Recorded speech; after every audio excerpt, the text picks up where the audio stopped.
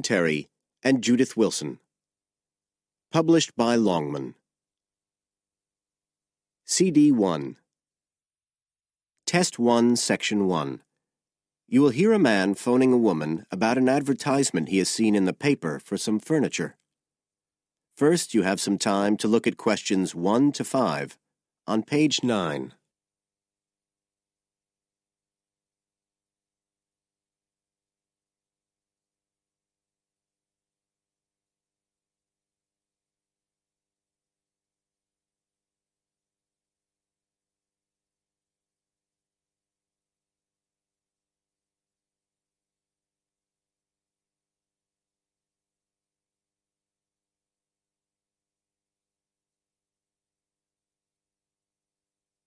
You will see that there is an example which has been done for you. On this occasion only, the conversation relating to this will be played first.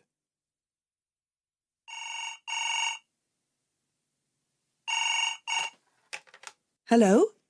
Oh, hello. I'm ringing about the advertisement in yesterday's newspaper. The one for the bookcases. Can you tell me if they're still available? We've sold one, but we still have 2 available. The number of bookcases available is 2. So 2 has been written in the space. Now we shall begin. You should answer the questions as you listen, because you will not hear the recording a second time. Listen carefully and answer questions 1 to 5.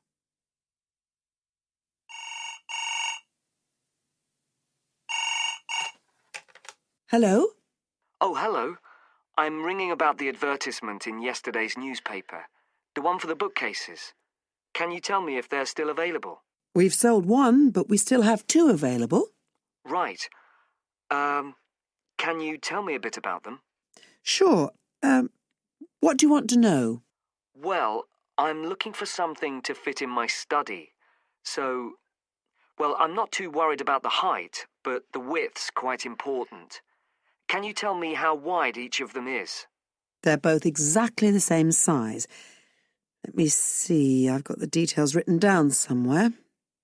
Yes, so they're both 75 centimetres wide and 180 centimetres high. Okay, fine. That should fit in okay. And I don't want anything that looks too severe. Not made of metal, for example. I was really looking for something made of wood. That's all right. They are, both of them. So, are they both the same price as well? No, the first bookcase is quite a bit cheaper. It's just £15. We paid £60 for it just 5 years ago, so it's very good value. It's in perfectly good condition. Well, they're both in very good condition, in fact. But the first one isn't the same quality as the other one. It's a good, sturdy bookcase. It used to be in my son's room, but it could do with a fresh coat of paint. Oh, it's painted? Yes, it's cream at present. But as I say, you could easily change that if you wanted, to fit in with your colour scheme. Yes, I'd probably paint it white if I got it. Let's see, what else? How many shelves has it got? 6. 2 of them are fixed, and the other 4 are adjustable, so you can shift them up and down according to the sizes of your books. Right, fine. Well, that certainly sounds like a possibility. Before you hear the rest of the conversation, you have some time to look at questions 6 to 10 on page 9.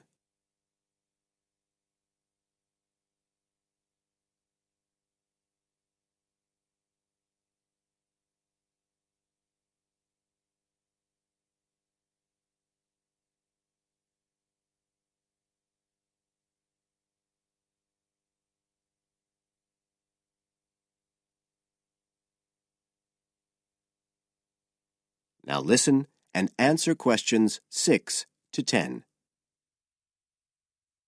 But the second one's a lovely bookcase too. That's not painted, it's just the natural wood colour, dark brown.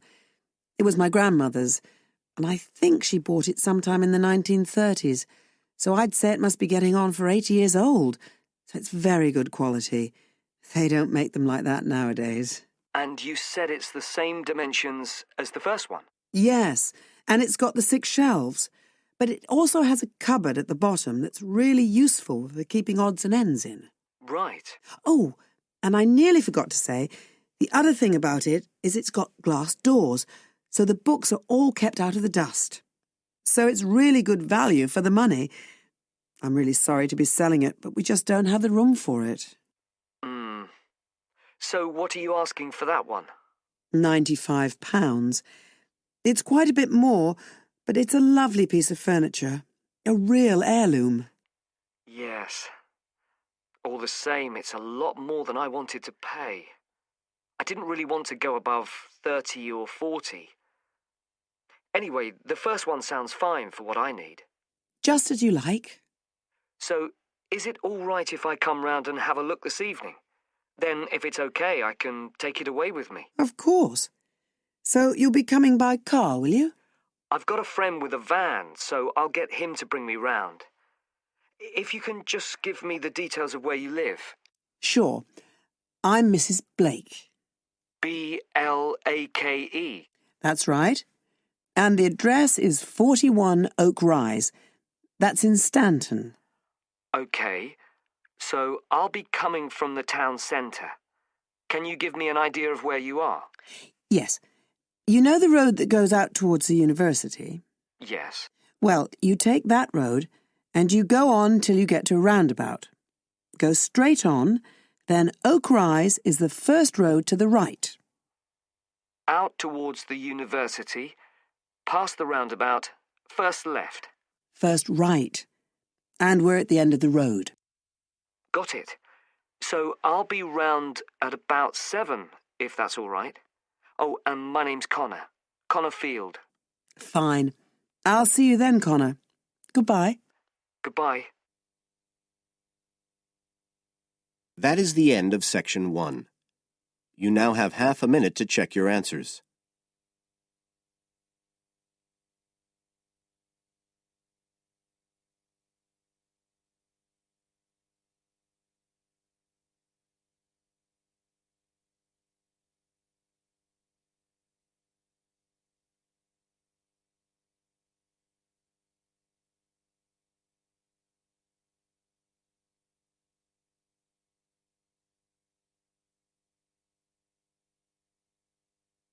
Now turn to section 2 on page 10.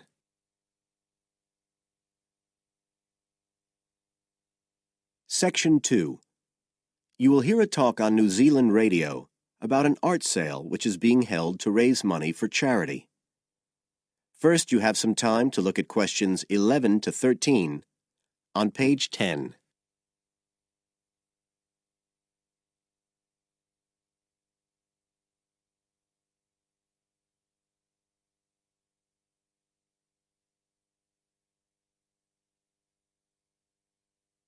Now listen carefully and answer questions 11 to 13.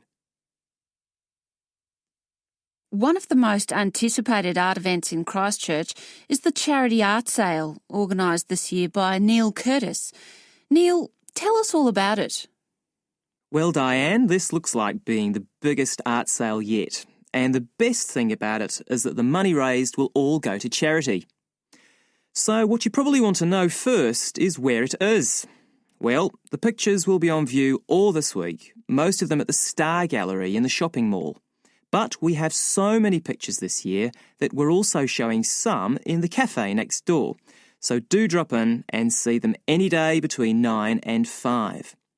Now, if you're interested in buying rather than just looking, and we hope a lot of you will be, the actual sale will take place on Thursday evening, with sales starting at 7:30. Refreshments will be available before the sale, starting at 6:30. We've got about 50 works by local artists showing a huge range of styles and media, and in a minute I'll tell you about some of them.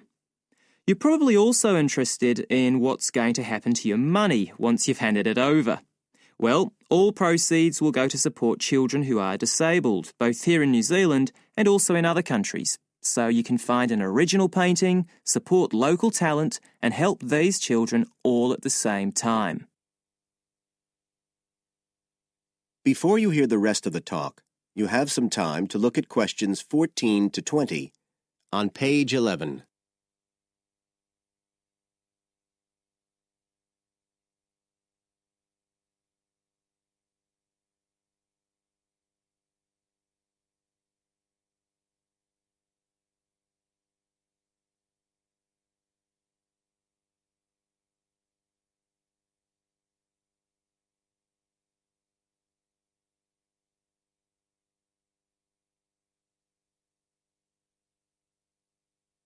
Now listen and answer questions 14 to 20.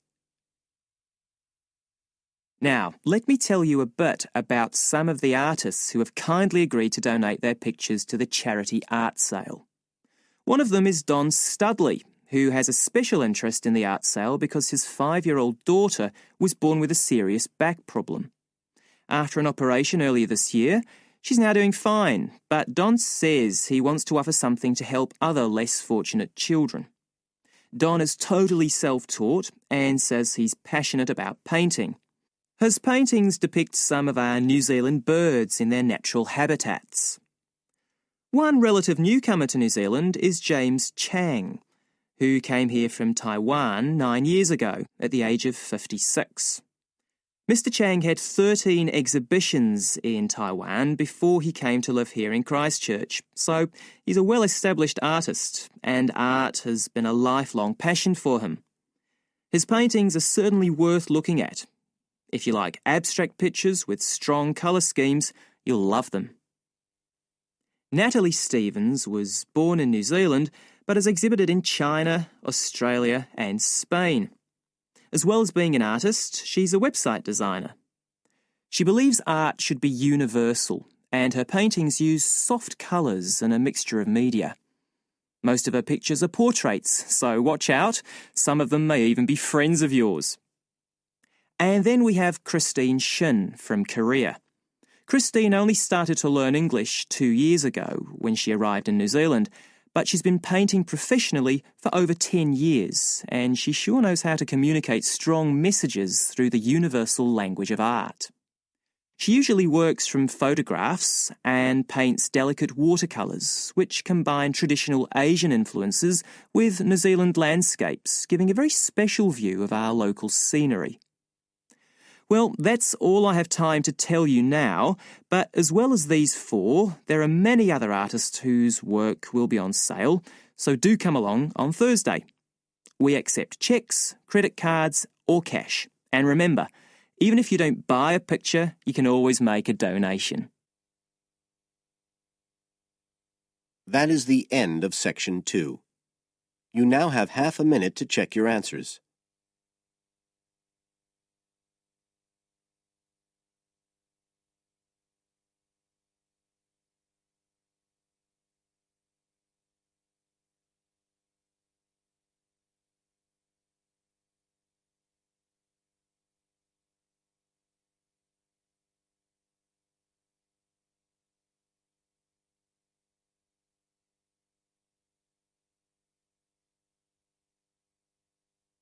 Now turn to section 3 on page 12.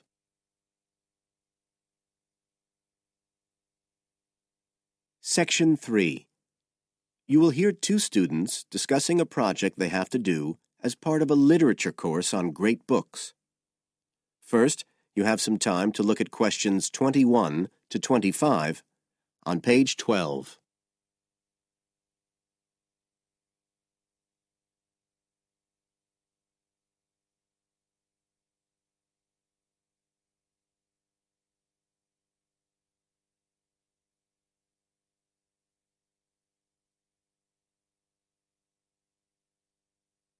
Now listen carefully and answer questions 21 to 25.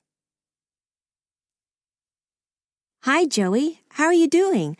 I heard you were sick. Oh, hi, Olivia. Yeah, I had a virus last week, and I missed a whole pile of lectures, like the first one on the great books in literature, where Dr. Castle gave us all the information about the semester project. I can give you copies of the handouts. I've got them right here. That's okay. I already collected the handouts, but I'm not very clear about all the details. I know we each have to choose an individual author.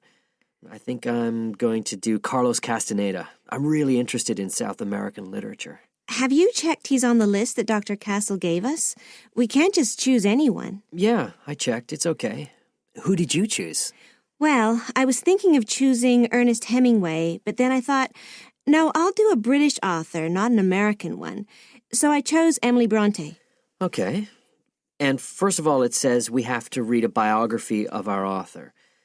I guess it's okay if we just look up information about him on the internet? No, it's got to be a full-length book. I think the minimum length's 250 pages. There's a list of biographies. Didn't you get that? Oh, right. I didn't realize we had to stick with that. So, what do we have to do when we've read the biography?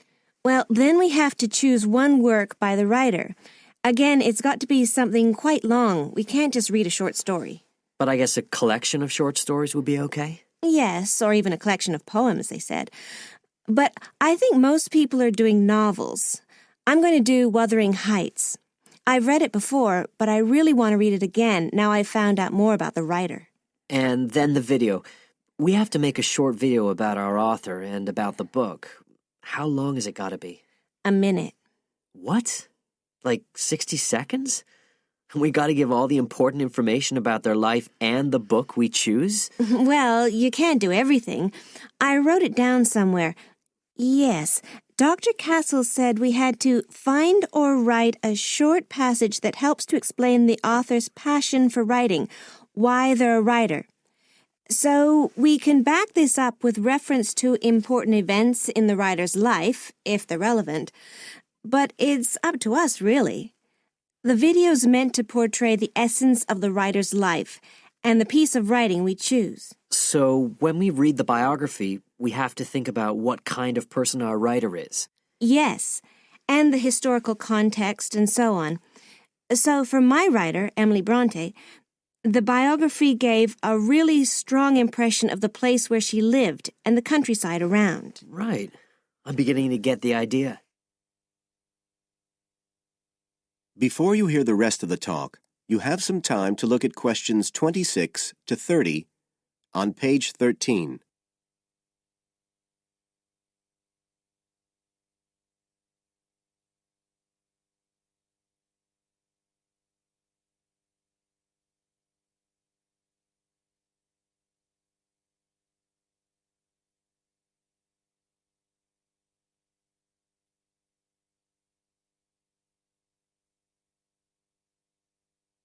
Now listen and answer questions 26 to 30. Can I check the other requirements with you? Sure. The handout said after we'd read the biography, we had to read the work we'd chosen by our author and choose a passage that's typical in some way, that typifies the author's interests and style. Yes, but at the same time, it has to relate to the biographical extract you choose. There's got to be some sort of theme linking them. Okay, I'm with you. And then you have to think about the video. So are we meant to dramatize the scene we choose? I guess we could, but there's not a lot of time for that. I think it's more how we can use things like sound effects to create the atmosphere, the feeling we want. And presumably visuals as well? Yeah, of course. I mean, I suppose that's the whole point of making a video. But whatever we use has to be historically in keeping with the author. We can use things like digital image processing to do it all. So we can use any computer software we want? Sure. And it's important that we use a range, not just one software program. That's actually one of the things we're assessed on. Okay. Oh, and something else that's apparently really important is to keep track of the materials we use and to acknowledge them. Including stuff we download off the internet, presumably? Yeah, so our video has to list all the material used with details of the source in a bibliography at the end. Okay. And you were talking about assessment of the project. Did they give us the criteria? I couldn't find anything on the handout. Sure. He gave us them in the lecture. Let's see, you get 25% just for getting all the components done. That's both sets of reading and the video. Then the second part is actually how successful we are at getting the essence of the work. They call that content, and that counts for 50%. Then the last 25% is on the video itself, the artistic and technical side. Great. Well, that sounds a lot of work, but a whole lot better than just handing in a paper. Thanks a lot, Olivia. You're welcome. That is the end of Section 3. You now have half a minute to check your answers.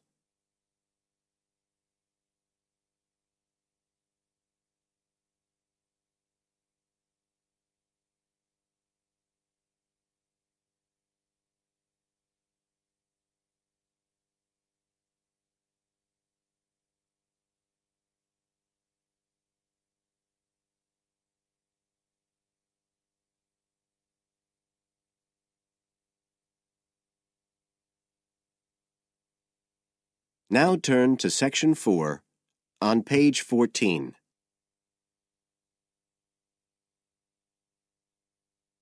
Section 4. You will hear a speaker giving a talk about some recent research about unusual life forms.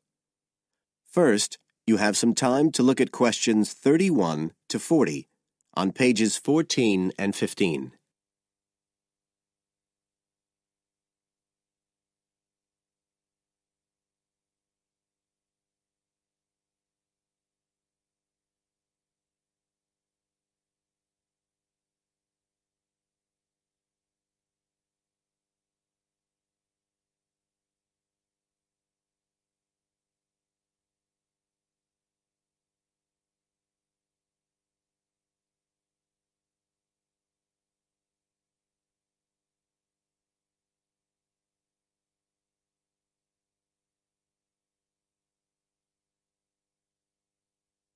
Now listen carefully and answer questions 31 to 40.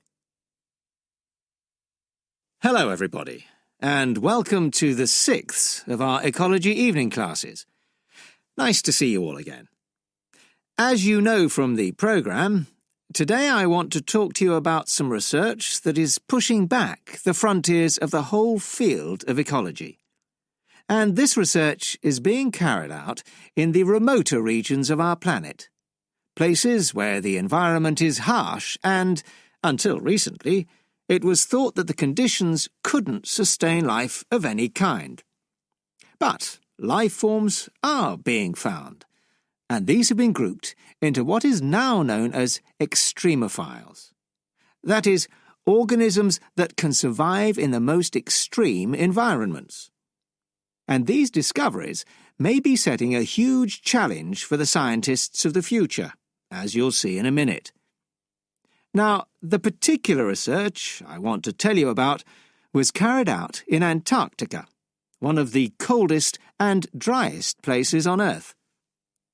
But a multinational team of researchers from the US, Canada, and New Zealand recently discovered colonies of microbes in the soil there where no one thought it was possible. Interestingly enough, some of the colonies were identified as a type of fungus called Bouveria bassiana, a fungus that lives on insects. But where are the insects in these utterly empty regions of Antarctica? The researchers concluded that this was clear evidence that these colonies were certainly not new arrivals. They might have been there for centuries, or even millennia. Possibly even since the last ice age. Can you imagine their excitement? Now, some types of microbes had previously been found living just a few millimetres under the surface of rocks, porous Antarctic rocks. But this was the first time that living colonies had been found surviving, relatively deeply in the soil itself, several centimetres down, in fact.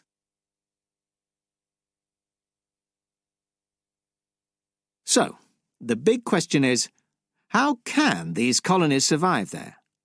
Well, we know that the organisms living very near the rock's surface can still be warmed by the sun, so they can survive in their own microclimate. And this keeps them from freezing during the day. But this isn't the case for the colonies that are hidden under the soil. In their research paper, this team suggested that the very high amounts of salt in the soil might be the clue. because this is what is preventing essential water from freezing. The team found that the salt concentration increased the deeper down they went in the soil.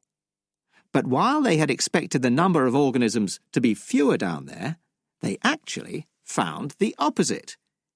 In soil that had as much as 3,000 parts of salt per million, relatively high numbers of microbes were present, which seems incredible.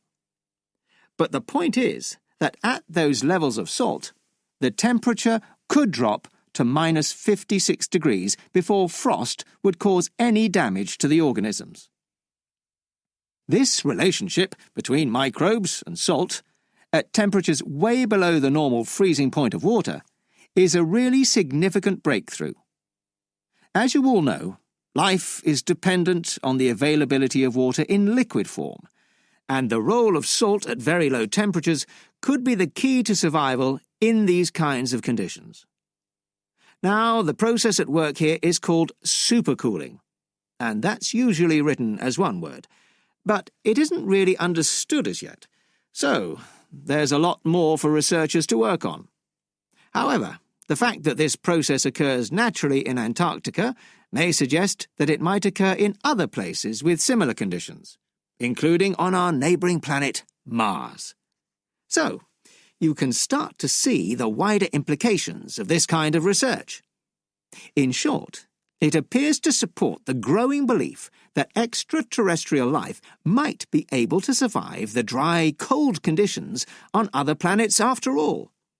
Not only does this research produce evidence that life is possible there, it's also informing scientists of the locations where it might be found. So all of this might have great significance for future unmanned space missions. One specialist on Mars confirms the importance of the interaction. That is the end of Section 4. You now have half a minute to check your answers.